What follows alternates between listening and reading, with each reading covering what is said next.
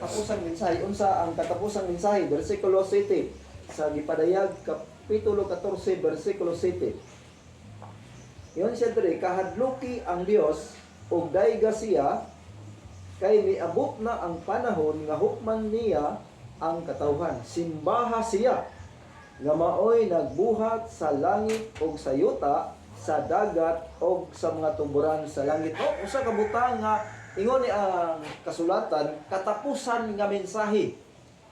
Ingon ang Biblia, simbaha ang Dios nga maoy nagbuhat sa langit ug sa yuta, no? Amen. Diya sa atong pagsimba atong awiton ang katong diri ba?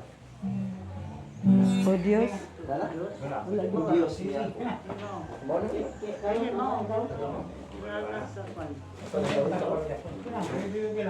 Oh. Ang layo, pastor siguro. Ba't ang layo?